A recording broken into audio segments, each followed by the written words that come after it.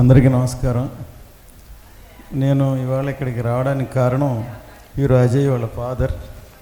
ఆయన చెన్నై నుంచి తెలుసు. ఇవాళ మా అబ్బాయి యాక్ట్ చేశారండి, మీరు వచ్చి బ్లెస్సింగ్ చెప్పాలి అంటే సరే తప్పకుండా వస్తాను. నేను వీళ్ళందరినీ చూస్తుంటే నాకేమనిపిస్తుంది అంటే మేము ఎన్ని సినిమాలు చేసాము, స్టేజ్లో మాట్లాడాలంటే ఒకటి రెండు మాటల కంటే మాట్లాడలేం. ప్రొడ్యూసర్స్ నేను ఇంకో సినిమా అయితే రైటర్స్ అయిపోతారేమో అనుకుంటున్నాను నేను.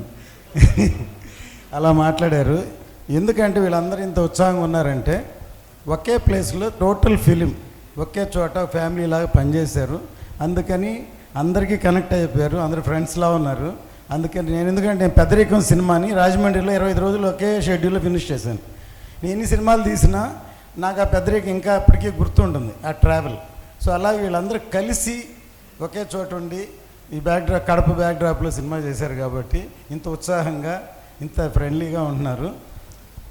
కలియుగం పట్నం టైటిలే వెరైటీగా ఉంది. కలియుగ పట్నం అంటారు కానీ కలియుగం పట్నం రెండు టైటిల్స్లా ఉన్నాయి.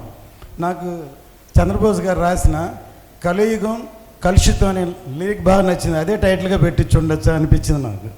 సాంగ్ విన్నప్పుడు కలియుగం కలుషితం, మనం తినే ఆహారం కలుషితం, మనం పీల్చే గాలి కలుషితం, దీనికి టోటల్గా మనుషుల్లో కలుషితం, అంతా కలుషితం అయిపోయింది. ఇది బ్యాక్డ్రాప్ కడప బ్యాక్డ్రాప్ వాళ్ళ సొంత ఊరు కాబట్టి ఆయన కనెక్ట్ అయినట్టున్నారు. అక్కడ జరిగే అట్రాసిటీస్ లేకపోతే మర్డర్స్ మన దేశంలో బీహార్ ఎక్కువగా ప్రసిద్ధి దానికి.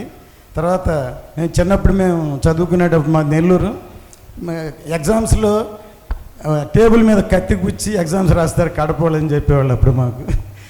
అలాంటిది కడప ప్రసిద్ధి అనమాట.